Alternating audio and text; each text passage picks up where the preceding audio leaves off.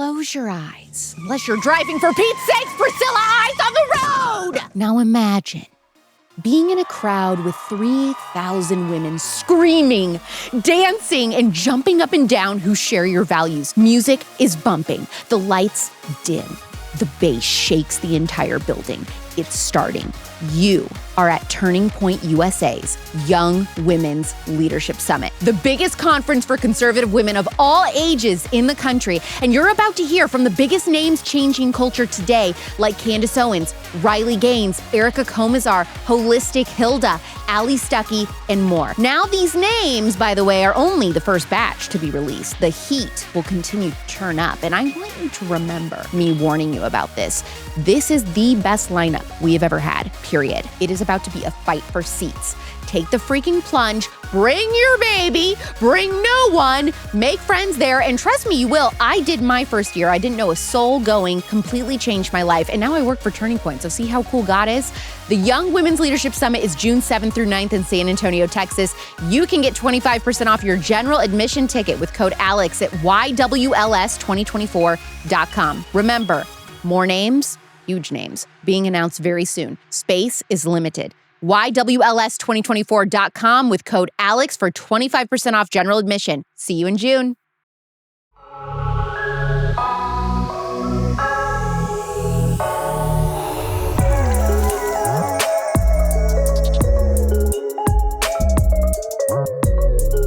This week, I am interviewing the youngest guest we've ever had on the show, but don't let her age fool you. This 18-year-old senior in high school is on a mission to flatten the curve for cancer cases for Gen Z by 2040. And her plan is to do that by exposing big food and the role that it's playing alongside Big Pharma to keep us sick, weak, and helpless. She made a free 25-minute documentary called Cancer, a Food-Borne Illness, which debuted on X a few weeks ago. It already has over 4.3 million views. I saw this, it pops up in my algorithm. I watch it, I'm blown away. It is so well done. And this high schooler is talking about the same things that I'm passionate about as a 31-year-old. She even interviews some of the same upcoming guests of the Spillover that you have to look forward to this summer. It is honestly one of my favorite new food documentaries. And when I saw this doc, I told my team, I was like, I have to have her on the Spillover to discuss not only what she discovered is driving cancer rates in the United States, but what is being covered up, who's doing it, and how to get other young people motivated to take down big food and big pharma. She's already been on Fox News talking about this, and I don't know if you've noticed, all of a sudden Fox is doing tons of stories on big food. Culture is shifting. If you listen to this show, you've been at the forefront of a movement. This is an episode that you are going to want to watch over on the Real Alex Clark YouTube channel. My team and I, we were like speechless. How well-spoken she was for being a teenager, how much she knew. We learned things from her we'd never heard. It was just a phenomenal interview. I can't wait for you to hear it. We just hit 300,000 subs on YouTube and are growing. If you haven't subscribed to Real Alex Clark on YouTube, do so, because I post tons of content, not just Spillover episodes. Being able to interview interesting people like this who are changing culture is made possible with donations from conservatives like you. The Spillover is produced by a nonprofit, so tax-deductible donations from you help us afford equipment, interview guests in person, and pay a staff of cameramen and women and editors to make a smooth and beautiful production. Give today with the link in the description, or leave a 5-star review if you can't make a financial commitment at this time. Please welcome science-based investigative journalist, documentary filmmaker, and high schooler, Grace Price, to the Spillover. Grace, tell me about the first time you learned how evil the food industry was and how it changed your life forever. It kind of started for me when I first was shown the documentary Fed Up by my parents. So I would say I was in like 5th grade, and it was the first time I had ever really heard about this whole obesity crisis that we are facing as a country. You know, specifically in teens across America, they're struggling with being overweight or having obesity to the point where they have to decide some really hard things and go through bariatric surgery and all these different kind of scary times in their lives. And honestly, after seeing that film, I got really freaked out. And it was the first time I ever also kind of differentiated sugar from food, because they talked a lot about how sugar is something that actually is really connected to this disease. So that was interesting to me. And so then I went on actually in my middle school to do like a small little TED talk where I measured out how much sugar was in a Coke in front of everyone in my class. And they hated me. They were like, who is this girl trying to tell us like not to drink our favorite soda? And I was like, hey, don't shoot the messenger. I'm just here repeating something that I thought was so cool. But a couple of years went on and I didn't really touch all of the health stuff that I had up until I was in my sophomore year of high school. And so after losing my grandpa Hank to the disease, I started to ask questions because I had never really had a run-in with cancer in my life until he got it. And so I was really curious and asking doctors like, well, so why did he get cancer? He seemed like a pretty healthy dude. Even though he was older, I was like, it didn't really make sense. And they were like, well, I mean, it's kind of just random and genetic. And I was like, well, what do you mean by that? Like, does that mean I could get it? And they were like, yeah, I mean, if you have the genetic disposition for it. And I was like, but so it's not possible to prevent it because it all went so fast when he got it. It was like he was diagnosed, no one had an explanation for why, and then he passed away. That was it. It was in the span of like 3 weeks. And so it really, really confused me and frustrated me that everyone kept saying the same answer. And it wasn't like they actually really understood nor believed it that strongly either. They just were kind of saying it because that's what you were supposed to say. What was the family dynamic for you growing up? I mean, were you in a super health conscious family? I'm assuming if your parents showed you Fed Up, which is my favorite food documentary too. It's so good. So I saw that too and was blown away. But if they were showing you that, I'm assuming your parents were pretty healthy. Yeah, so my parents, I'm very lucky. They're both pretty health conscious. My dad is the researcher of the family. He always encourages me to dig deeper. I think I figured out something out and he's like, Grace, look into it more. And I'm like, okay. And so then I go back for more. But my mom, on the other hand, she is really, really deeply involved with the body and fascia. And she owns her own deep tissue massage company called Austin Deep, where she basically built it from the ground up and she helps heal people by bringing oxygen to their muscles and stuff like that. I mean, I honestly think that my school is the number one thing that really got me going on this research deep dive that I did into the connection between food and cancer. Because like I said, after all of the craziness with my grandpa, I just decided I kind of wanted to focus my high school years on this. And so I go to a really unique school in Austin, Texas called Alpha High, where we spend 2 hours in the morning doing all of the core subjects. This is like math, reading, science, and then that opens up time in the afternoon to do life skills in the K through 8 program or in high school to actually do a really ambitious real world project. So I was like, okay, let's see if I can figure out a cure for cancer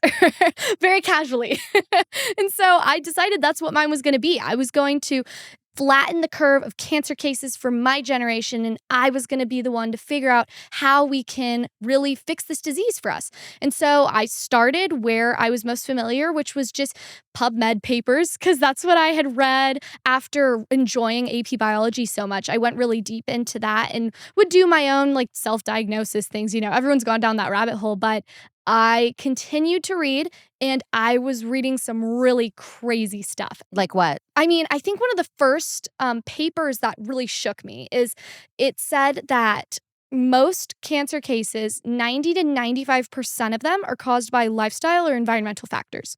So that in of itself blew my mind because I would have thought it was the opposite and that genetics caused like 95% of it, or at least like a random genetic mutation that you're born with, like the BRCA gene or something. When I read something like that, I was like, okay, there's something more here that I'm missing, doctors are missing, and honestly, a lot of the information that is most widely pushed out into just like our kind of atmosphere is also missing that. So I decided to keep looking into that and post my findings on X because at my school with this program, we call it our Alpha X program, we're encouraged to also build audiences and not just create in the dark. Why? Why is that important? The reason why an audience is important is because if you spend all your time, I was spending all this time reading papers and stuff like that, and then I finally found something out or wanted to get into a lab somewhere or do a super cool podcast talking about all of this, no one would know who I am, nor would they really care. I mean, I'm just a random teenager. I had zero credibility, but I was doing a ton of research every single day, and I wanted people to kind of know who I was and what I was doing. Are you dumb? No, actually, if you are still using crap and vommy works, you might be. I would truly rather be waterboarded than be forced to put that stuff anywhere near my body. Formaldehyde, pesticides capable of changing the levels of estrogen, a risk factor for the development of breast cancer in women, dioxane, known to cause cancer and birth defects, siloxanes, which impact fertility. There are like 12 poison ingredients. I could go on and on. The point is, your shower should be relaxing, not scary. Switch to my favorite body wash, hand wash, and lotion brand, ALEAVIA. ALEAVIA is organic, prebiotic skin food that feeds your skin's microbiome. Completely non-toxic, non-GMO, using 10 or less ingredients that you know and can pronounce from land and sea. ALEAVIA isn't just body wash. It's helping your skin's microbiome repair and heal faster, which is why people with severe skin issues or scarring love it. The hype is so real. Since switching, I've never looked back. I love them so much, I basically held them hostage until they agreed to let me talk about them on the show. Go to ALEAVIA.com and use code ALEX15 for 15% off. That's ALEAVIA.com with code ALEX15 for 15% off. Find everything in the show notes. So this school, I want to take a second to talk about this school because this is very interesting to me. I've talked a lot with my audience about just the problems with the public school system, how your child likely has something that they are very interested in, passionate in, that could potentially end up being what they pursue for a career, but there is no time in the school experience, in a normal public school experience, to pursue those passions or grow those skills. So if you're getting done, which is exactly what I've talked about in my homeschool episodes previously, at this school, you have 2 hours to get done, to get all of the core stuff out of the way so that you have the rest of your day to pursue other things that you're interested in. You're spending time diving into this subject, and I think this is cool, but they're telling you, like, you could spend all of this time learning about something, but if you have nobody to tell it to, what's the point? So they're teaching you what? Social media literacy? Yeah, I mean, we literally have a workshop. We have 2 different workshops, both of which are my favorite. One of them was where we learned how to use AI because our school goes by the slogan where if you're not using AI, you're falling behind, and that it's the #1 tool that we should be using right now to get ahead, especially as kids, because we can now, and it's the future. So, I mean, I don't know how to make a documentary, but I sure as heck used AI to help me figure out the whole process for that. Wow. Wait, Yeah. so AI helped you make this documentary? Because I was wondering that. I'm like, how did you know how to edit so well? I mean, all of these things, I'm like, were you also in free time learning how to film and edit? Like, because this is crazy to me. This documentary is so well made. Thank you. I really appreciate that. I mean, so what I ended up doing is I first created my own trailer, and I realized I wasn't the best editor, nor was I the best person for filming. So I was like, okay, I need to hire a crew and an editor who I can basically sit next to and just like kind of work the whole thing out for. And so I did exactly that, and I learned the whole way through how to do everything, and it was such a fascinating process. But I mean, I used ChatGPT to learn, okay, so you actually have to do this in the script and you send this to then the production company and then they know to do that. So AI totally helped me get there. And then the second one is you have to have distribution for your product. So just to give you a little bit better of an idea of my school, as freshmen, we basically declare our one-liner, which is like what we want to spend the next 4 years doing. And so mine was that I wanted to find a way to prevent and cure cancer through the connection between food and epigenetics, which is just how our lifestyle impacts our DNA expression and also just metabolic health in general. So like our mitochondrial health. And so that was mine, but there's a wide range of them. My sister's is that she's going to create the first Broadway musical by teens for teens. So totally wide range of things. We've got people interested in science and alternative education, Broadway musicals, teenage dating app. We have a girl creating that. So wide variety of things. But the thing that we all have in common is we all created a super, super ambitious project with goals of millions of followers, millions of dollars made by creating an app, all these kinds of things. And then we create the distribution for it. So, I mean, when you look at people I always use Kylie Jenner as an example, but she's never really paid for advertising once in her life because she has her own audience. And in the age of information, when we have the ability to, one, create these products because we're given the time in the afternoon, and also basically be our own advocates for them by building our own audience, you're not limited at all as a teen. And so that's why I feel like the normal education system has failed us so badly, because teens have been told their entire lives, no, you just need to graduate to the next grade. That's literally the goal. It's get the passing grade on the test.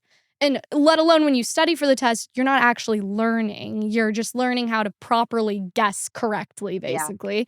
And then you just move on. And you're so overworked with homework and stuff like that where it makes no sense at all. And that's why I left the system. I couldn't handle it. You're 18, you're on a mission to take down big food.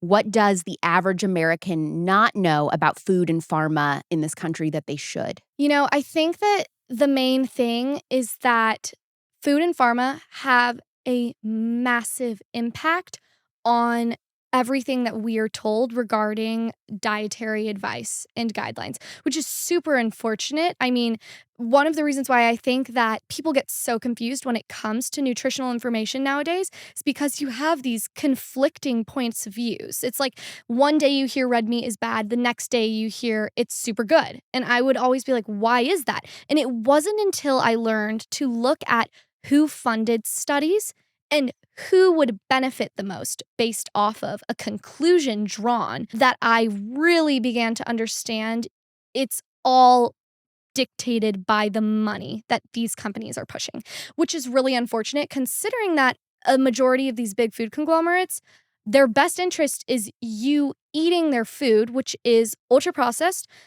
filled with chemical preservatives, chemical additives, and this includes like dyes, emulsifiers, stabilizers, seed oils / vegetable oils, which we'll talk more about that later, but we know are not great for us. And then tons of refined added sugars. And all of these things are addictive. They've been linked to chronic disease, even though you don't see a lot of that online, and they make up greater than 60% of our diets. But what's frustrating is that despite knowing all of that, Grace, they're telling us, well, you're just not moving enough. It's the exercise, right? And that's what they explored in that documentary, Fed Up, which, inspired you to kind of go on this lifelong journey now of looking more into this. And then that's my favorite food doc too. So that was very eye-opening to me, because a lot of people feel a lot of shame over that. Like, well, I'm not moving enough, but then they're still heating up Hot Pockets. No, it's so frustrating. And I mean, I was in a cycle like that as well. I think every teen can relate to the experience where, well, first off, like when we're born, they first give us baby formula, and the number one ingredient in there for fat is these polyunsaturated fats from seed oils. Yeah. They're oxidized, they stay in our cell membranes. So we are then dealing with this chronic inflammation from the day we're born. And we were made to deal with acute inflammation, not chronic. And we already know that chronic inflammation is a hallmark of cells to become cancerous. So that's one thing. And then whenever we're, in kindergarten, we're doing soccer practice, moms hand out Gatorade like it's no big deal. Capri Suns at every single birthday party. You wait in line on Fridays at a school lunch to get Bluebell ice cream, because that's a special thing they do on Fridays. Whenever you're in high school, it gets even worse because we know teens across America are suffering with non-alcoholic fatty liver disease. We're pre-diabetic. 1 in 5 of us are obese, and we are so stressed out of our minds. Mental health disorders have gone up like crazy. What is causing teenagers to see fatty liver disease, non-alcoholic fatty liver disease? What's really interesting about that is I've actually been reading a lot about this recently, but when you look at our consumption of high fructose corn syrup and just fructose in general, it's increased a lot in the past 50 years. Professor Lustig has incredible work on this, but when you digest it, it has basically the same hepatic effects, so effects on our liver, as alcohol does. So non-alcoholic fatty liver disease, I mean, when you see that it's increased, these kids, they're eating all of these things with high fructose corn syrup since the day that they're born, and then they're developing this disease early on because they're basically being given alcohol without the buzz. It's crazy. I've never heard that before. That's one of the things that I've been looking into for that, because I was like, why non-alcoholic? It's all these different diseases, but then even the mental health disorders. I mean, Dr. Chris Palmer wrote incredible book, Brain Energy, where he talks about this. And really, we should be looking at how mental health disorders are metabolic health disorders. Yeah, go into that a little bit because it has to do with your gut a lot of the time. What's going Totally. on in your head, right? Our gut microbiome, and most importantly, our mitochondrial health. And I think a lot of people separate our brains from our bodies, but it's just such a disservice to do that, honestly. What is our mitochondria? Our mitochondria is an organelle in our cells that a lot of people, I mean, in high school, every high school biology class, they say it's the powerhouse of the cell. That's what it's referred to. But basically, what it does is whenever you consume food, the glucose from that food is then used as energy and produces ATP, which then runs a lot of different processes for the cell. So it's super important that our mitochondria are kept healthy. But the issue is we're kind of putting them under this state of constant stress whenever we eat all of this sugar all the time or these inflammatory foods like seed oils or these chemical additives or preservatives. Whenever they are dysfunctional, bad things happen. And so it's very abstract though, and it's hard for people who aren't really as well versed in like high school biology to really care about their mitochondria. But what's interesting is all these diseases that they blame as genetic to basically make you believe you have no control over actually are way more metabolic. And that's what I think is so fascinating too about the fact that you see an increase in all these diseases and you see an increase in these foods and you're like, what could the common factor be, because these diseases do increase risk for one another as well, like obesity people recognize as a precursor for diabetes and that kind of stuff.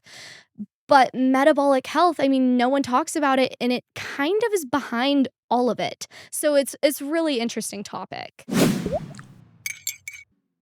Oh, look at that. Is it coffee time already? I'm excited to share with you something new and different that I've actually never heard of before. Infrared roasted coffee.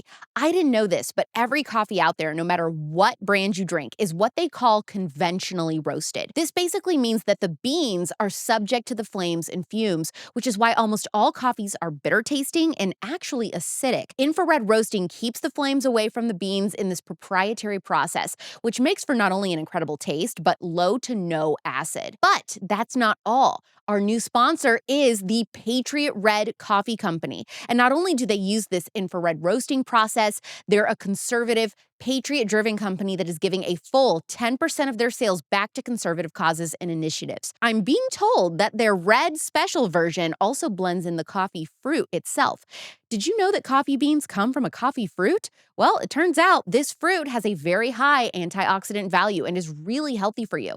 And they actually put it back into the ground coffee. If you'd like to try Patriot Red Coffee, they're offering to send you a couple of samples in their cool little single-serve pour-overs. All you have to do is pick up the shipping. Go to patriotred.com/TPUSA and the code ALEX, where you can get free samples or get $10 off your first order if you want to just go ahead and buy a bag. They even have K-Cups. That's patriotred.com/TPUSA and code ALEX for free samples or $10 off your first order. Find everything in the description. Cheers!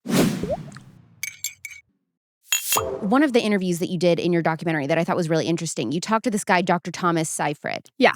He says that the current idea that cancer is a genetic disease is based on ideology, not sincere science, which is a pretty shocking statement. But he goes into that metabolic health, right? Yeah. Could you explain that? Like, what does that mean, that cancer is more of an ideology? I think it's that people believe it's a genetic disease when we really don't have that rigorous of evidence now when compared to cancer being potentially a metabolic disease. So those are the two theories. One is that you get this cancer because of genetics and random DNA mutations that could be caused by environmental assault. Or you get it because, you have poor metabolic health, your mitochondria become dysfunctional, and then that kind of causes the cell to become cancerous, start dividing rapidly. And most importantly, with the metabolic theory behind cancer, they talk a ton about the Warburg effect, which is that cancerous cells have a huge appetite for sugar, way more than a normal cell. And so whenever the mitochondria becomes dysfunctional, the cell then falls back onto glycolysis, which is Basically, you normally use this whenever your cells are running low on oxygen, like glycolysis, and then, lactic acid fermentation is something that we can do. So, like when we're working out, you have a lot of lactic acid that builds up in a lot of your muscle cells.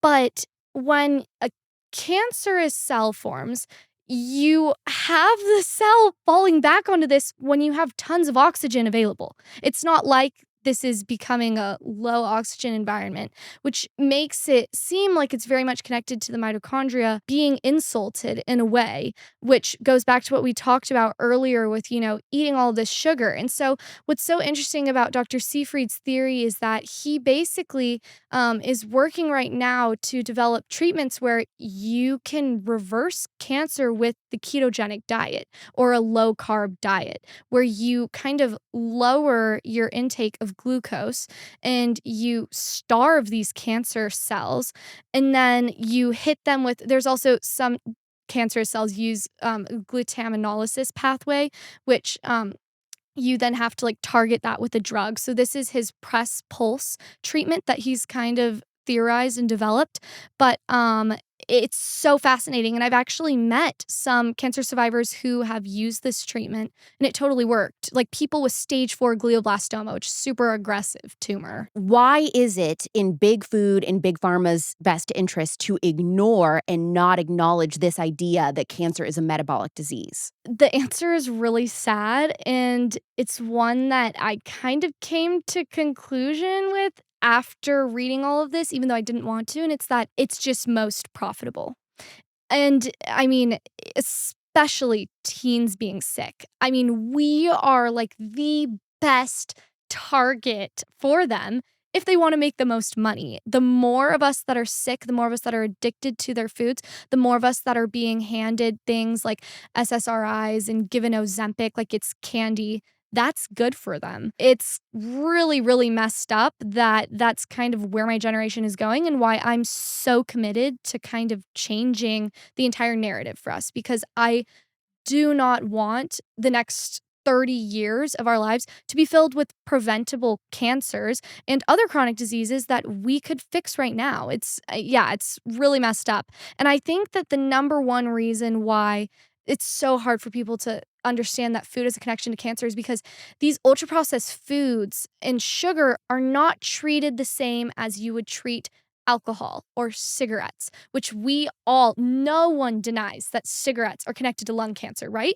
But it took us 30 years until the industry and people caught on to that. And even doctors were recommending Camels to patients, saying it's okay. The cigarette industry tried to keep this information hidden from people, and people were addicted. So of course they want to hear that what they're doing is okay. The last thing an addict wants to hear is like, you might want to stop with that, And so I think right now when it comes to sugar, we are at the stage where we're fighting the industry. And that's what I feel when it comes to me like publishing these kinds of things online. In my documentary, I mean, I talked about releasing it on X. I was so scared I was going to get censored or have, one of these big food places reach out to me and be like, hey, you've got to stop, because they really do have a lot of power over everything that we believe nutritionally right now. The other thing that I think is really hard is that when you talk to people about ultra-processed food, I always describe it as dead food. Yeah.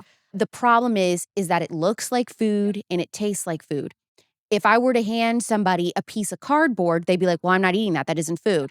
It's the same thing, but it's a mind trick. And so it's like getting people to overcome this, what it looks like, what it tastes like, to understand that it is truly poison. What do you think about Ozempic? It is just another way for the pharmaceutical industry to keep us from addressing the root cause of obesity and other health crises, which is we have to eat better. It's so hard to convince them to not eat these foods. Well, they just started testing it on elementary school age kids. Yep. It's totally sick. I mean, they're drugging us kids, but parents are like, oh yeah, go ahead. It's fine. In my mind, it adds another thing to the list of doctors, something that doctors will address and recommend to kids before a lifestyle change. Do you know anyone your age that's on Ozempic? I don't have any friends who I know that are on it, but I mean, I've heard stories and I've been updated on the news, and it's so frustrating. And what I hate most of all is that it also plays into this whole let's normalize obesity thing, but then let's also like try to get rid of it at the same time. It's a really weird kind of like counter environment. Well, if you're on this drug for decades to keep the weight off, and the weight is off, so then you feel like, well, I'm skinny, I can eat whatever I want. These people are continuing a lifestyle of eating primarily ultra-processed food. And then whatever the ultra-processed food is doing, wreaking havoc on their body because they're not fat anymore, they don't see an outward sign that things are wrong. And then it's like, a couple decades in, what are you going to find out this food has done to you internally? Because what you're saying, we're not addressing the root cause of the problem, which is the food. It gives like a false notion that you're healthy now just because it changes your outward appearance. Big food is passing the blame over again so that nobody is pinning the problems to their food. And it's happening right now. And you're so right. That's exactly what it is. It's going to continue under the surface and people won't know. So I'm very concerned about that right now. I know that making this documentary, you knew a lot of it, and then you were just, putting it in a way that other people could hear it for the first time. But there must have been something while filming that surprised even you that you learned. Every interview I did, I felt so lucky that people agreed to do it. I mean, I'm such a big fan of Dr. Kate Shanahan and Dr. Thomas Seyfried's work. And even Callie Means has been a huge mentor for me. I mean, I guess one of the craziest ones for me was what Dr. Seyfried said in the very end when he talked about how we normalize kids when they develop cancer, going and getting chemo and going and doing radiation, all of these standard treatments. And we think like that's totally okay, that they're like getting surgery, losing their hair, getting sick, their immune system. These drugs that you're given as a cancer patient are so brutal on your immune system, totally hurts your biome. But it's like accepted as normal. And I had never thought of it that way, that we're literally brutalizing kids with this treatment that we don't even know if the science supports anymore. Sure, if it's genetic, maybe this is the way to go. But if it's metabolic, why aren't we helping them with a way that's not invasive and addresses the root cause that'll make them healthier as a person in general? Let me tell you about my recent facial nightmare. This esthetician, very sweet and well-meaning, I'm sure, was insisting that I had oily skin, that I needed some $400 salicylic acid serum, and it was going to be the game changer that I needed, and that my whole life I have been wrong to think I was dry. Now, this was extremely confusing to me. I told her, look, okay, I'm in my 30s. I'm pretty sure I am dry. I would know by now, but she was so dang convincing, and you know what? I bought the serum because I hate confrontation and people being mad at me. So, of course, I was right, and she was wrong. My skin got so screwed up from this, drier than ever, peeling, just horrible. My makeup artist was like, what the heck have you done to your face, Alex? So I returned the serum. I got my money back, and I told them, that girl needs to find a new calling, for one. And also, I am going back to using my NIMI skincare because nothing has ever worked better for my dry skin. Luxury modern skincare without the insane price tag, okay? Conservative owned. Products for all skin types, dry, oily, or aging. I love using products from the vitamin C and hydrating lines. I'll never stray from NIMI again. NIMIskincare.com with code AlexClark for 10% off. That's NIMIskincare.com with code AlexClark for 10% off, or find the link in the description. What some people might be thinking, hearing about this, cancer isn't genetic, it's a metabolic disease, this kind of stuff. What might be hard for some people to process is, well, then how do you explain somebody who's never smoked in their life getting lung cancer? Yeah. What would your answer be to people that have totally. that thought? Yeah, no, and I do believe that there's definitely a lot of cases that do come from genetics and stuff like that. But I think that my main focus is kind of this huge spike that's happened in my generation, cancer cases specifically. I mean, when you look at data, they've risen by 80% in the past 3 decades of people under the age of 50. I know 3 people right now that are my age that have recently had cancer or currently have cancer. In 30s or younger. It's colon cancer, breast cancer, pancreatic cancer, all of these cancers that we actually have a lot of evidence supporting their connection to our gut microbiome, the amount of sugar we consume. So it's so fascinating to me as well that no one's talking about that. They're like, the cancers that are increasing in the generations that have been raised on these foods are the exact ones that we have a ton of evidence connecting them to the very foods that we're eating a ton of. Were some people hesitant to let you interview them when you said like, hey, I'm a high schooler making a documentary? Were people like, what? Yeah, I think that maybe that was like a question in the back of their mind, like, how legit is this? But what I thought was so great is actually when I went to go interview Professor Seafried, he sent me in an email a whole list of scientific papers published by him that he wanted me to review. He was like, you're gonna want to read this before the interview. And I was like, okay. So I did all of my, prep. And when I first went in there, he almost was like, he was asking me questions, kind of testing me to see how much I really knew. But then I guess like I won him over. So then we got to do the interview. But it was, yeah, I mean, I'm just so grateful that they took a chance on me because I totally see how from their perspective, I'm just a teen trying to do this. But like I said earlier, I think because I built an audience on X as well, it kind of did give me a little bit credibility, the people who were already following me, because I really worked to kind of increase my connections in the field of nutrition, oncology, and just honestly with scientists in general to get them to kind of follow me and give me feedback on what I was putting out there. You had a scene where you go to the Whataburger headquarters and you're trying to interview people that work there that are walking into the building. Yeah. What was their reaction to being asked hard questions about the food that they are serving the public? Honestly, they all were kind of freaked out that I was going up to them. They were like, who is this girl and why is she here? And so I would come up super nicely. I was like, don't seem too, brutal on the outside. So I was like, hi, I'm Grace. I'm a high schooler. Could I film you really quick for my project? And they'd be like, oh, sure. And then I'd ask them, I'd be like, so do you feel comfortable with the fact that you are poisoning my generation and going to be the number one reason why they have an early death in their lifetime? And they were like, yeah, I'm not comfortable on camera anymore. And they suddenly were not into it. And so I tried so many times. You have no idea, Alex. I literally was like waiting in their parking garage to get to the people in the reserved spots. I had to get answers. I was like, why won't anyone answer? It's such a simple question too. And surely you think through that if you're at these companies, because it's not like they don't know what, they're putting out there into the world. And I like to give people the benefit of the doubt. So I'm like, okay, sure, maybe the Coca-Cola advertisement person or head of PR doesn't fully understand the effects of Coca-Cola, but then I'm sure as heck gonna be the one to inform them because we have to keep spreading the word. They kicked you out, right? They kicked you out of the parking lot. Yeah. They did. The security came and then we went back again later and then we got kicked out again and there were even more security guards. We were like, okay, maybe we should go back. I thought this was interesting. You talked about how you interviewed a lot of elderly people and you asked them, what do you think the number one cause of cancer is? And they all said smoking. Yeah. If they had to pick one thing. Yeah. And when you interviewed a group of young people, what do you think is the cause of cancer? Everybody said genetics. Yeah.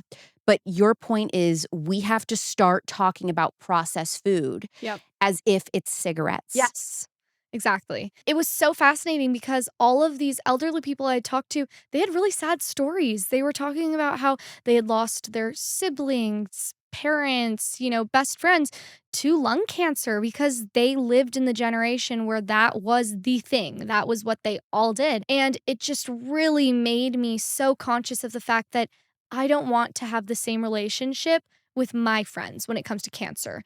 And that's why I can't stress enough that we have to start changing our diets from these ultra-processed foods. But it's hard to get teens to care right now. So let's get them to care. What is one carton of fast food French fries equivalent to? Well, in my documentary, I talk about this, but a fascinating study done in the UK showed that after going to a ton of different fast food restaurants and measuring the amount of acrolein, which is a toxin found in cigarettes, in a large order of French fries that was cooked in reheated seed oils, it was equivalent to the amount of acrolein in 25 cigarettes. So a carton of French fries is equivalent to smoking a pack of cigarettes. Yep. That is what it is doing to your body. Yeah. It's honestly a little worse too, because the half-life of the fats, and them being stored in your membranes and causing all of the chronic inflammation, it just gets really nasty real fast. Is there a lesson in how we as America really, I think, took down big tobacco and how we should tackle taking on big food? Because I think about how when they aired an ad on TV, it was required to have another ad that would play that countered what, tobacco was selling, and how we put warnings on all of the cigarette boxes. And I know a lot of people that are in big food activism, like Callie, like Dr. Mark Hyman, they say, we need to be putting those warning labels on processed food. This might give your kid adverse, behavior problems, attention issues, etc. What are your thoughts on that? I totally agree that we need to keep, advocating for that. But as a teen myself, I do think that it's still even hard to get teens to think like, oh, well, I might get cancer in the future. Every teen thinks they're going to live forever. They think, whatever, this is my favorite. Literally, their favorite thing to do when they get home from school is go have their favorite snack. Panera lemonade. Oh my gosh, lemonade. The charged lemonade. I can't even handle that. But the lemonade, or having their favorite bar or their favorite chips. Like, we are just so deprived of any real nutrients. That is what gets us through the day. And we're so sick already. And so it's like, I think that the way to get my generation to care is two things. And I've thought pretty hard about this, and I'm trying to kind of spread this message on my own TikTok now in an app that I'm developing as well. But one, it's to get them to realize that eating good food is cool and makes you feel good. Like, just from being a teen myself and having a ton of friends, we don't feel good a lot of the time. Like, we kind of are always tired. We feel like we are procrastinating work all the time. We have acne, we wish we could be fit like these cool Instagram models, but we're not quite there. It's like we have all of these aspirations, and everything that is holding us back from that is with our diet. So when we get teens to realize, maybe you don't care about whether you get cancer right now, but I bet you care if you can have clear skin. So why don't we talk about eliminating some foods that will definitely help with that? And I can say for myself, it totally helped with my own skin when I decided that I was going to commit to a low-carb diet and stop eating as much processed foods and sugars and carbs in general. And so I think that's one way. The second thing we have to do is we have to stop normalizing obesity. And that is something that's super controversial, but I have to come out here and say it now because it's just getting so out of hand. On TikTok the other day, I literally saw a dietitian that was saying, if you say that eating cereal or ice cream is unhealthy, you are fat shaming and food shaming. That is what's trending right now. I heard a woman on the airplane today flying over to here saying how, I saw this one dietitian and she was saying that Cheerios, if you eat them every day and allow yourself to indulge, you create a healthy relationship with food, and that's how you lose weight. So when you hear that, with all that you've learned, are you the type of person that are like, excuse me, this is kind of crazy. Do you step in or did you just leave it alone? I think I was a little too far behind her in the airplane where it would have seemed a little creepy if I came up and was like, excuse me, tapped her shoulder. But I definitely wanted to say something. And so we can't normalize something that is so clearly causing us all to be sick. And most of all, we can't have adults who are supposed to be the responsible ones telling us what is healthy, telling us that the very foods that are making us unhealthy are okay to have. It's honestly such a sick way to make profit, because a lot of these dietitians, a study recently came out in the Washington Post showing that General Mills literally paid off these dietitians to promote their cereal to teens. That's so sick. These teens are literally struggling with obesity, or they're maybe overweight, and they want to get better. And these mental health issues. And they're being told that that's the path to health. Well, I also think there is pressure to be put on the parents, because a teenager is going to eat what's available in the house. Totally. If they are hungry enough and all there is non-processed food, they're going to make it work with a banana or some, seed oil-free chips. I love masa chips, things like that. Yeah. Those those items, if that's all there is in the house, then that is what they're going to eat. Now, there's something, to be said when they're driving and you guys are on your own and you're making your own decisions. But the thing is, they'll be able to compare then. If they never have that food at home and then they go out and they decide, okay, I'm going to indulge on Taco Bell, they can really feel that difference of how they feel on that food versus off. And then I think they're going to start making those decisions on their own to avoid that, because they're like, dude, I know what it's like to not be on that food. I totally agree. And I think that's one of the most motivating factors for me and also for my friends. I mean, I've had some really encouraging conversations with them where they've said, like, Grace, after talking to you, like, I decided to say no to Sprite at dinner one night, or I decided I wasn't going to have that cookie or whatever it was. And getting to feel what it's like to actually have good energy within you is so powerful. And I think that's why, we've got to go for like, no, we want to feel good. So let's make some changes for that. And I totally agree. I mean, especially when I see children who are struggling with obesity, I almost always blame it on the parents, unfortunately. 100%. Because that kid is just eating what their parents put in front of them. Yep. They are not thinking about it at all. So yeah, it's a multifaceted issue. I struggle with figuring out how to convince adults to stop eating sugar, so I'm like, I'll take the teens. Well, your documentary is a great start. It's a great start. I was learning stuff. I mean, I feel like I am consuming this kind of stuff all day. This is like all the podcasts that are my favorite ones to listen to right now are health and wellness. It's who I'm following on Twitter. And so I'm always seeing this stuff. I mean, you came up in my For You page with your documentary. So that's how I found it. And I was like so excited. Everything sucks.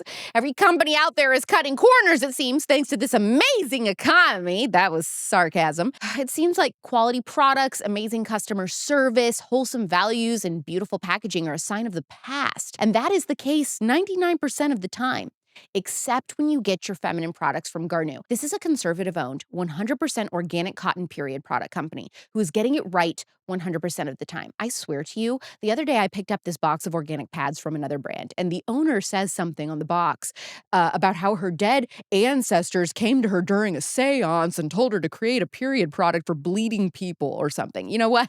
Absolutely freaking not. GARNUU is a loud and proud, girls-only feminine product company. No fragrance, no dyes, no chlorine, no glyphosate, no wokeness, no lib values, no hideous dated packaging, and they're friendly, cool, conservative women behind the scenes that you would want to grab a mimosa with. This is who you're supporting when you get your pads, tampons, panty liners, or period cups from GARNUU. Go to GARNUU.com and use code ALEX for 15% off. That's GARNUU.com with code ALEX for 15% off today. GARNUU. Find the link in the description. Something that you said I had never heard, there are similarities between Clorox and Twinkies. Yeah, specifically in the way that the flour is bleached that's used for Twinkies. It's basically bleached by chlorine gas, which also, when we look at Clorox, there's chlorine inside of that. But when you've gotten to the point where the very food that you're eating is being bleached by that, and there's also I think there's 37 total ingredients in a Twinkie, all of which are super, super processed just to become that one ingredient that is then preserving this fake food. You can't eat that. But sadly, Twinkies are, I think, a really good example of what ultra-processed foods look like. People just don't realize, because I think a lot of people actually realize Twinkies are bad now, but they don't realize that's also basically almost as processed as some of their favorite granola bars or some of their favorite juices or sodas, stuff like that. Oh, talk about the orange juice thing. Oh yeah, that was crazy. I mean, I think something that's really shocking, and this goes back to kind of the whole thing where we're just consuming so much sugar now. It's in everything. I used to drink orange juice every morning because I thought it was super healthy. People are like, yeah, great. If you want to get some vitamin C, drink some orange juice and it's from the fruit. The amount that I was drinking has the same amount of sugar as a bottle of Coke. But I thought it was healthy because it was orange juice, but the sugar was literally the exact same amount. And because it's juice, when you actually squeeze all the juice out of fruit, you're losing the bond between the fiber and the sugar. The sugar within the juice causes a massive spike because you no longer have that exact fiber that's slowing the digestion. So then it's actually much worse than if I were to just have the orange. Okay, so I just saw another person on Instagram Reels talking about this. They said that even if you are fresh squeezing your juice at home, when you are drinking it versus eating it, like taking a bite of a fruit, the way that your brain like tells your stomach, I don't know, how to react to it, you don't get the benefits of it just drinking it. No. Like we're losing all the whole point of having the fruit. All benefit is literally lost, especially when there's not even any pulp in the fruit. I mean, the juice anymore. It's like, it's crazy. What does your typical diet look like in a day? So it's definitely evolved over time, but after reading all of this, I decided that I wanted to go on a low-carb ketogenic diet. And that basically just meant I wanted to start eating real food again and try to cut out as many carbs as possible because unfortunately, I think that living in the US, carbs are so processed here, even when you try to eat whole ones, unless you're going to make it from scratch, it's just not worth it in my mind. I mainly just eat a ton of protein every day. I eat red meat. I eat healthy fats, avocados, nuts. And I do eat some like darker vegetables as well. And also tons of berries. But I try not to eat a ton of like tropical fruit either because I do think it is possible sometimes to like overdo it on the fruit. I mean, when you look at how much sugar is in like an acai bowl, crazy as well. Like you just don't need that if you're trying to keep steady glucose levels in your bloodstream. And I'm not looking to spike in the morning. And so what I found is the ketogenic diet, when I wake up every morning and I eat protein, like eggs for breakfast with sausage or something, I mean, I'm not spiking. So I have steady glucose levels. And when you are on the ketogenic diet, you actually get to run off of ketones, which are so great when it comes to like mental clarity and honestly just like feeling capable of doing things during the day. That's interesting. Did you notice any difference in your grades at all? Definitely higher productivity levels. Really? For sure. Oh, yeah. And even like athletic performance. And that's why it's like, how do we make this cool for teens? Because so many kids, all they care about in high school is they're like, I want to get good grades. I want to perform well in my varsity volleyball team. How do you bring up this stuff to guys? I mean, like, this is my problem. Grace, so I'm single and dating and I get on these rants about like homeschool and big food and everything. And like the guys are so caught off guard and I'm twice your age. So how do you have these conversations with teen boys who don't know anything, don't care about this? Like, I can't even imagine. Yeah, it doesn't, I think the way that it goes most of the time is I bring it up and I always try to do a less scientific version because sometimes I find when I go really hard and, mitochondrial health and epigenetics, they're like, girl, what? But when I just am kind of like, I try to eat healthier and there's a connection between food and cancer, they're like, oh, well, I'm really into bulking. And they always bring that up. Do they love carnivore diet? Do they love talking about that? Surprisingly, not a lot of them are on that. And I'm like, well, when you look at testosterone levels in guys, I mean, they're totally dropping at like an all-time low in my generation as well. And I'm like, if you really were into bulking, you should stop eating ultra-processed food. Yeah. You should start eating more red meat. But that's another thing that I definitely want to try to start getting more into because I didn't realize so many guys are so interested in like trying to get fit, but they're totally going the wrong way about it. They're like over-indexing on fast food because they're like, it's all part of the bulk. And it's like, that's not the most productive way to do it. Okay, so we brought up Massa chips, which that's so fun that you love them and I love them. If somebody's like, I cannot live without a snack. Sure. What are some clean snack brands that you do really like? I always try to guide people towards like first and foremost the real food version of things because I do find that a lot of the times snacks are still processed. Even if you get like a keto snack, there's tons of like chemical additives in it. And I'm like, okay, that kind of defeats the purpose of me trying to go on this diet in general or whatever you want to call it. To me, it's just like eating real food. One brand that I do love is Kettle and Fire. They have incredible bone broth, which is super high in collagen. I have their bone broth every morning. Yeah, it's amazing. I drink that like same once a day. We get like huge shipments because my family's obsessed with it. But I also do love. I'm like a huge dark chocolate fan, and I really like the antioxidants in it. And so I'm a huge fan of Hu. Dude, we are the same person. The same person. I'm my Kettle and Fire bone broth every morning. I have my Hu dark chocolate. Yes, literally at night. Like that is what I do after dinner. It's my favorite thing. And they even have like Hu dark chocolate almonds and stuff. Like I love those too. And it's great because they don't have seed oils. What's so weird is a lot of seeds and nuts literally have seed oils in them. And you're like, what Yeah. are we doing? It's like supposed to be just that. So yeah, I do like both of those brands. And then I also just get normal like venison sticks. There's some really easy ways to get protein on the go. Epic bars are great as well if you just want like a great source of protein. For chip people, I like Boulder Creek brand has Yeah. great avocado oil or Yep, olive yep. oil. Tastes just like Lay's chips. You have Rosie's Chips is a seed oil free potato chip, which is great. And then I also like for popcorn, I like Lesser Evil brand popcorn. Siete is also really great. Siete chips and cookies. Yep.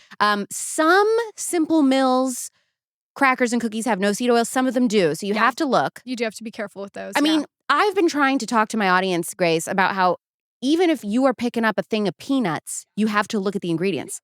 Because sometimes they will say things like canola oil or whatever for no reason. It's like, why is this in this? It's just peanuts. Peanut butter, one of the hardest things to shop for. Oh my gosh, so hard to shop for. But I do love peanut butter. And even then, you have to get it with like whole fat butter. You need whole fat butter. Otherwise, there's seed oils in your butter because when they remove the fat, you need to be able to cook with it. I was just visiting my parents and I felt bad for my mom because all my dietary restrictions right now are really confusing thanks to my autoimmune stuff that I'm working on. So I told her basically to be safe, just make me meat and vegetables. She was like, that's it. That's it. So we grabbed some Good Ranchers ribeyes from the freezer. We chopped up some potatoes. I tossed them in olive oil, salt, pepper, rosemary, and parsley. I stuck them in the oven, and that was dinner. Meat and potatoes. Good Ranchers doesn't believe that dinner has to be hard to be nutrient dense. Rising prices makes high-quality meat harder to find and harder to afford. As I'm sure you've heard, Chick-fil-A has recently lowered their quality of chicken and is going to start allowing antibiotics again. It's cheaper and healthier to eat at home. This month, Good Ranchers is bringing back their price lock guarantee. No grocery store in America or online meat company gives you this kind of protection from meat inflation. Anyone who subscribes using my code Clark will not only get 10% off, but they will also get a price lock guarantee until 2026, okay? So what you pay today is what you are going to be paying for the next 2 years, and Good Ranchers will not change it. Good Ranchers is protecting consumers from not only the rise in prices that will soon hit grocery stores, but also the diminished quality of meat. High-quality meat is becoming scarce, which is why prices are going up. Good Ranchers will lock in your price and your peace of mind by guaranteeing quality cuts at the same price that you pay today when you sign up for the next 2 years. They will not change the price. No one can guarantee something like that. Go to goodranchers.com, use code Clark. That's goodranchers.com with code Clark, or find the link in the show notes. Good Ranchers, American meat delivered. Do you ever say, okay, today's the day I'm going to have McDonald's. Today's the day I'm going to have a Coke? I don't like either of those things, unfortunately, but I do have some like favorite desserts. I have some favorite restaurants where I'm totally like indulging if I do that. And I definitely do that occasionally. And I didn't like, it took me a long time to get to the point where I didn't crave processed food anymore because like I said, we're addicted, so you have to go without it to realize how much you actually dislike it. And certain things start to taste fake too 100%. when you go without it for long enough. They'll start to taste like cardboard, and you're like, oh, I don't really like that anymore. So unfortunately, a lot of my favorite foods before I did all of this, I don't really like as much. That's because good. They just don't taste as good. But when I was first getting into this, I very much lived by the 80-20 kind of rule where I was like, okay, I'm going to try for 80% of the time to be super good and just disciplined and not eat this processed stuff. But then 20% of the time, I'll just go and have some if I want it, or if it's a special occasion or something. Because there are some moments where it's awkward when you're like maybe at a house and you're having dinner there and they offer you something and you're like, well, I don't want to deny my friend's grandma of me trying her like famous pie or whatever, Right. It's like there are moments like that where you do need to do it because you're living, and it's like that is just kind of the abundance of food that we live in. But Absolutely. Yeah. I go the same way. I do the same thing as you.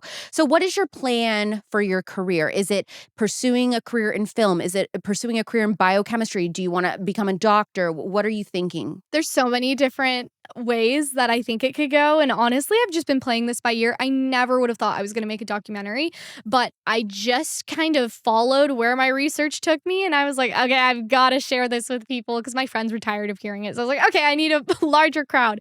But yeah, I have future documentaries I want to make because I barely even touched the surface in mine. Are they all revolving around big food? Yeah. And I still think there's way more to do with cancer specifically. I didn't even get to cover, glyphosates and all of the stuff with regenerative farming versus, the pesticides and stuff that are kind of sprayed on our produce. You literally can't really eat anything in America in the current state that our food industry is in right now. Well, you know what's trending? I've been seeing this all over TikTok and Instagram Reels are the produce sections in grocery stores that, well, you think it's water that they're spraying on the fruit and the vegetables, but it's actually chemicals, even in healthy food grocery stores. So people were blown away by that. The only place you can really go is like a farmer's market or stuff like that. But yeah, it's working on that. It's also working. I do feel a lot of sympathy and very drawn towards people who have, my family, like on my mom's side, they lived deep in South Texas, kind of near the border. They came from Mexico, and then they all kind of settled there. And people, when they like come to the country, they don't really like know what is healthy or not. There's not a lot of information out there for newcomers who are just starting to eat the food that is here, and it's like really bad food, and it's in these low income families where it makes me so sad because the parents are getting it for the kids, but then the parents aren't really informed, and it's also something that's quick and easy if they have a job that they're working at all day. So I really would love to figure out a way to kind of financially incentivize these healthy foods. But when you look at like the number one thing that was purchased with SNAP funds was like soft beverages. Dude, you know what? When I went to the farmer's market 2 weeks ago, they had a huge sign that said, "We accept SNAP and EBT." And I was like, wait a minute, I didn't know this. Good. So wait, people can use their food stamps at the farmer's market for all this fresh local meat and produce. See, and they're like, amazing. Oh yeah, people just don't really realize that. So I don't know if that is, that's a Phoenix thing because I live in Phoenix, or if that is happening all over the United States, but you should look into that. And if they don't accept it, find out with your city what can be done so that we can start accepting this here so that low-income families can be eating healthier because 100%. I had never heard of that before. I never saw it. I was shocked. Amazing.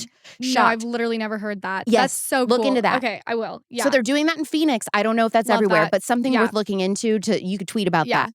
No, okay, so you're 18 now. When you're 30, my age, what do you hope that Grace will have accomplished?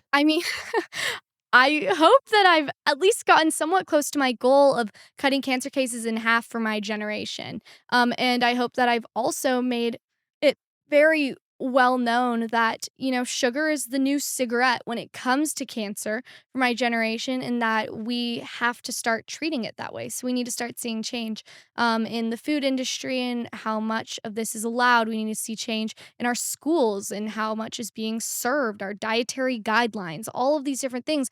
I want to see change in that. And I, like we were talking about my goals earlier, ultimately, like if I have to be the one to continue to fight to enact that, that's my goal. So whether it's lobbying, whether it's getting my generation on board, so expanding onto TikTok and creating my app where they can see how many cigarettes the food that they're eating is equivalent to, and they just like snapshot that. It's so cool. And with AI now, you can literally do that like super easily. So I'm really excited about that, but I had to learn how to code first, but I'm doing that. And then, continuing to do these like film projects also, because I think that like we live in a world where everything is so visual now. Like I loved getting to make a documentary, and I do think like short version stuff is super cool too, and investigative journalism. I love that. There's such a wide range, but I want people to know that I'm staying, like I'm not leaving, and this is definitely what I want to dedicate my life to. So your documentary is called Cancer, a Food-Borne Illness. Where can people watch it? Is it only X? So right now it's exclusively on X because I just felt that is where most of my audience resided, and I kind of wanted to just see what it would look like if I just kind of went with everything that Elon's been saying the platform is going for right now, and they're really promoting video content. So I was like, let's do it. Let's just, go all in on X. But I am going to release it on YouTube soon as well, and I'm releasing clips on TikTok. So really, if you follow me at Traveling Genes with 1G on any of these platforms, you'll be able to get caught up. And we're going to put the link to Grace's Twitter and watching this in the description. Amazing. So it's going to be real easy for you to watch it with your entire family. I think, Grace, that you are on a God-given mission to change culture. I am so happy that you are on the path that you're on. I think your parents are freaking incredible. I hope that it would be like a dream come true to have a daughter like you. Not even necessarily interested in this subject, but having a kid that has the ability and freedom to pursue a passion like this. And obviously it's a God-given gift that you were given to understand this information and be able to talk about it to people your age. Like, your parents giving you all the tools necessary to be able to pursue this, that's goals to me. So I am so excited. I think that you're holding Big Food accountable, and I love to see that. So thank you, Grace, for coming on The Spillover. Thank you so much for having me, Alex. Okay, she sold this even better than I could, obviously. How amazing was that? You've got to take 25 minutes this week, watch Grace's doc, Cancer, a Food-Borne Illness, with the whole family. It is so impressive. Also, if you're a homeschool family, I really like just the conversation starter of not only what she's talking about, but also the fact that, hey, she is also a teenager and look what she was able to do. The quality of this documentary, it's like a mini Netflix doc. I cannot believe a kid made this. Next week is another big home birth episode. I have one of the most well-known midwives in the country coming on to answer your questions on natural birth, and she was on fire. If you like Grace, you are gonna love this girl. To prepare you, you should look up another short documentary on YouTube, which is free. It's called Nourished, and watch that. Now that, my friends, is a hint. The Spillover is back next Thursday at 6 p.m. Pacific, 9 p.m. Eastern, anywhere you listen to your podcasts, in the Real Alex Clark YouTube. I'm trying out this earlier time to see what we think. Please leave a 5-star review for this episode, and Grace. That really helps our show look credible to new listeners and also potential guests. I'm Alex Clark, and this is The Spillover. Love you, mean it. Bye.